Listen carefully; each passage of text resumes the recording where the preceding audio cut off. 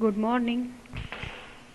શ્રી કન્યા પ્રાઇમરી વિદ્યાલય ધોરણ 6 વિષય ગણિત. હવેમાં જોઈએ ચેપ્ટર 8 દશાંશ સંખ્યાઓ. તેમાં જોઈએ સ્વાધ્યાય 8.5. સ્વાધ્યાય 8.5 ની અંદર શું કહે છે? નીચેના દરેકના સરવાળા શોધવાના છે. તો નીચેના આપણે બધાના દરેકના સરવાળા શોધતા જઈએ. કઈ રીતે સરવાળો શોધીએ તે આપણે જોઈએ. બરાબર. હવે એમાં પહેલા તમને જે રકમ આપેલી છે એને ખાસ કરીને આપણે બધું જોતા જઈએ કે કઈ રીતે દાખલા કરીએ. સ્વાધ્યાય જોઈએ આપણે 8.5 નો પહેલો દાખલો. પહેલા દાખલામાં જોઈએ શું કે છે 0.007. એટલે આને આપણે આ રીતે દર્શાવી શકીએ. બરાબર, જોતા જઈએ 0.007. હવે જોઈએ 8.5 છે, પણ 8.5 ને સરવાળામાં આપણે પોઈન્ટ છે એ કાર્ય વ્યવસ્થિત વચ્ચે આવે એ ખાસ કરીને નોટ કરીએ. એ રીતે આપણે સરવાળો કરશું. એટલે 0.500 એ રીતે આપણે દર્શાવી શકીએ. પોઈન્ટ વાળા દાખલા છે એટલે ખાસ કરીને જોવાનું કે આગળ પાછળની સંખ્યા બધી અને વચ્ચે એક્ઝેક્ટ મિડલમાં પોઈન્ટ આવવા જોઈએ. પછી છે 30.08. 30.08 અને પાછળ એક 0 લગાવ્યો. બંનેનો આપણે વ્યવસ્થિત બધો સરવાળો કર્યો. હવે બાજુમાં લખીએ આપણે દશક, એકમ, દશાંશ, શતાંશ અને સહસ્ત્રાંશ. બરાબર. તો આ 7 છે કેમાં આવે છે? સહસ્ત્રાંશમાં આવે છે. પછી આપણે જોઈએ હવે બીજી રકમ જોઈએ તો 8 છે એ એકમ થાય છે, જ્યારે દશાંશમાં કેટલા આવે છે તો કે 5 આવે છે. એ જ રીતે આપણે જોઈએ નીચેની રકમ તો 3 છે કેમાં આવે છે તો કે દશક, અને તમે જોઈ શકો છો શતાંશમાં 8 આવે, બાકી તો બધે 0 છે. તો આ બધાનો પ્લસ થતા કેટલો થાય છે? 38.587. બરાબર.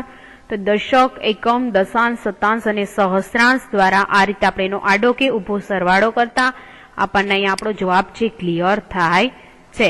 38.587 આપણો જવાબ છે ક્લિયર આપણને થશે. એ જ રીતે આપણે એમાં બીજો દાખલો છે. બીજા દાખલામાં આપણે ધ્યાન જોઈએ. બીજા દાખલામાં શું કે છે? 15 આપેલા છે એટલે આપણે 15 લખ્યું, પણ પાછળ પોઈન્ટ મૂકીને 000 દ્વારા દર્શાવ્યું છે. બરાબર. હવે જોઈએ 0.632. એટલે હવે 15 ની હારે વ્યવસ્થિત સિક્વન્સમાં લખી શકાય તો કે 0.632 અને 13.8 એટલે 13.8 અને પાછળ 00 લખ્યા, બધાનો પ્લસ કર્યો અને જે રીતે આપણો જવાબ આવ્યો 29.432. બરાબર. બાજુના ખાનામાં તમારે દશક, એકમ, દશાંશ, શતાંશ અને સહસ્ત્રાંશ બધા દર્શાવવાના છે. આમાં તમને દર્શાવેલો છે દશકનો અંક 1 છે, એકમ 5 છે, બાકી બધું 00 છે. ત્યાર પછી આમાં બીજામાં જોઈએ તો દશાંશ છે એ કેટલા છે? 6 છે, અને શતાંશ કેટલા છે? 3, અને સહસ્ત્રાંશ કેટલા છે તો કે 2. હવે એ જ રીતે આમાં તમે જુઓ દશક કેટલા છે? 1, એકમ 3, દશાંશ છે કેટલા છે? 8, અને બાકી શતાંશ અને સહસ્ત્રાંશ કેટલા છે? 00 છે. હવે તમે આમાં જુઓ નીચે જવાબ તમારો. આગળના આપણે 29 માં 2 જોઈએ છીએ એને દશક કહી શકાય, આને એકમ કહેવાય, આને દશક કહેવાય. બરાબર. હવે આને શું કહી શકાય તો કે સહસ્ત્રાંશ, શતાંશ અને દશાંશ. બરાબર. એ રીતે દર્શાવી શકાય છે. એટલે એ રીતે આપણે દર્શાવેલો છે. આપણો આડો કે ઉભો સરવાળો બધો ક્લિયર થાય છે. હવે એ જ રીતે આપણે એમાં જોઈ લઈએ દાખલા નંબર સી. સી માં એ જ કન્ડિશન છે, તમારે જોતું જવાનું છે. લખેલા હતા એ જ રીતે આપણે 27.076 દર્શાવ્યા, પછી 0055.0 દર્શાવ્યા, 00.004 દર્શાવ્યા છે. બધાનો આપણે પ્લસ કર્યો. જવાબ જોઈએ 27.630 આવ્યા. બાજુમાં તમે દશમ, એકમ, દશાંશ, શતાંશ, સહસ્ત્રાંશ બધું આપણે સાથે દર્શાવીએ છીએ. બધાનો આપણે સરવાળો જોઈએ તો કે 27.63 તમારો જવાબ છે ક્લિયર થાય છે. કેમ કે પાછળનો જવાબ જે 0 છે, 0 મિનિંગલેસ છે, તમે લખશો તો પણ ચાલશે, કેમ કે પોઈન્ટ પછીના 3 આંકડા એટલે કોઈ એટલું બધું મહત્વ આવતું નથી. બાજુમાં તમે એક દશક, એકમ, દશાંશ, સહસ્ત્રાંશ બધું લખવાનું રહેશે. ત્યાર પછીનો આપણે ડી દાખલો જોઈ લઈએ. ડી માં શું કે છે? 25.65, પણ 25.65 લખ્યા. બીજી રકમમાં શું કે છે? 9.005. અહીંયા આપણે 9 તો લખ્યા, પણ આગળ આપણે સરવાળાની સરળતા માટે આપણે 0 મૂકેલો છે. પછી શું કે છે? 3.7. 3.7 લખ્યા. બરાબર. પણ શું છે? આપણી સરવાળાની સરળતા માટે અહીંયા આપણે પાછળ 0 અને આગળ 0 મૂકેલા છે. તો હવે આપણે બધાનો પ્લસ કરીએ એટલે 38.355 આપણો જવાબ ક્લિયર થાય. તો આમાં તમે દશક દર્શાવી શકો છો, એકમ પણ જોઈ શકો છો. આમાં દશાંશ આપેલું છે, શતાંશ આપેલું છે, પણ સહસ્રાંશ આપેલું નથી. હવે એ જ રીતે બીજી રકમમાં તમે જોઈ શકો છો, એકમ આપેલો છે, દશક આપેલો નથી અને એક તમને સહસ્રાંશ આપેલો છે. એ જ રીતે તમે નીચેની સંખ્યામાં પણ જોઈ શકો છો, 3 એકમ છે, 7 છે એ દશાંશ છે. બરાબર.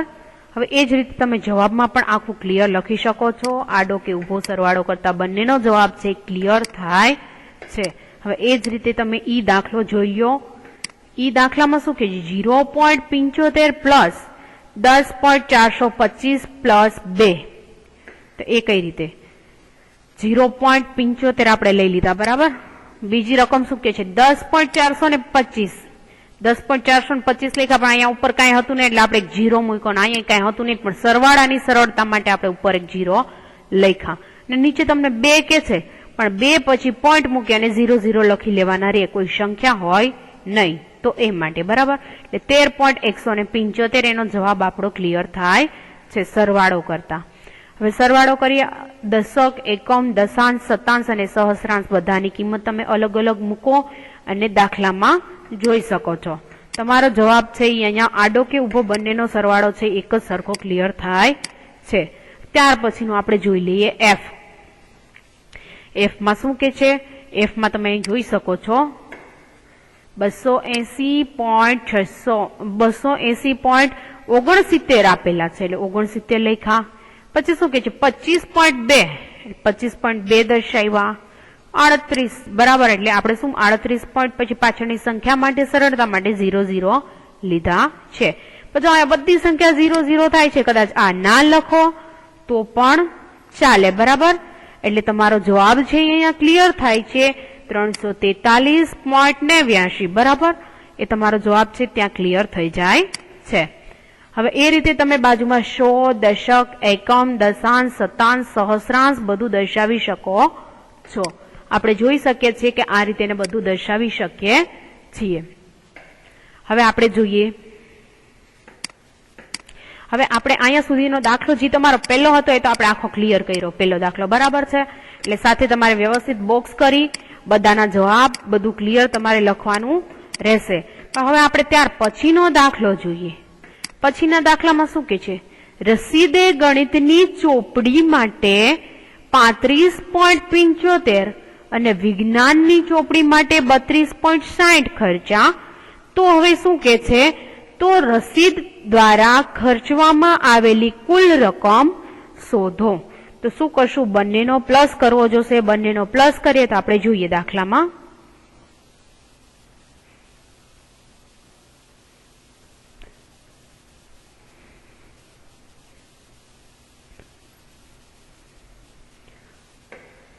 સ્વાધ્યાય 8.5 નો દાખલા નંબર બીજો. બરાબર. દાખલા નંબર બીજો આપણે જોઈએ. દાખલા નંબર બીજામાં શું કે છે? 35.75 35.75 ની શેની ચોપડી લીધી? ગણિતની. કેની લીધી? ગણિતની ચોપડીનો ખર્ચ કરે છે. ગણિતની ચોપડીમાં ખર્ચ કરે છે. હવે એ જ રીતે બીજો શેનો એને ખર્ચ કર્યો? બીજી એને શેની ચોપડી લીધી? તો કે ₹32.60 વિજ્ઞાનની ચોપડી ખરીદી. શેની લીધી? વિજ્ઞાનની ચોપડી નો ખર્ચ કરે છે. તો હવે શું કરવાનું છે? બંનેનો પ્લસ કરવાનો છે. તો બંનેનો પ્લસ કરીએ જોઈએ. 5 ના 5 લખી શકો, 6 ને 6 12 અને 1 13. બરાબર. 13 નો તમે તગડો મૂકો ને વધી 1 અહીંયા લગાવી શકો છો. હવે આપણે જોઈએ 5 ને 2 5 7 7 અને 1 વધી એટલે 8. બરાબર. 3 ને 3 6. પોઈન્ટ છે એટલે અહીંયા પોઈન્ટ આવશે. એટલે 68.35 રૂપિયાનો ખર્ચ થયો હશે. કેટલાનો થયો હશે? 68.35 રૂપિયાનો ખર્ચ કર્યો હશે બંને ચોપડી લેવામાં, એવું આપણે કહી શકીએ. હવે એ જ રીતે આપણે ઓમલી રકમ આગળની હતી એમાં આપણે રકમ જોઈએ.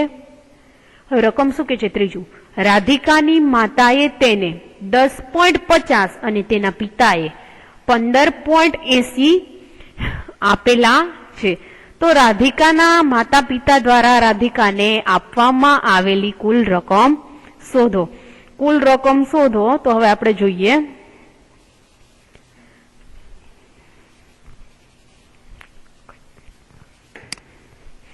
હવે આપણે જોઈએ ત્યાર પછીનો.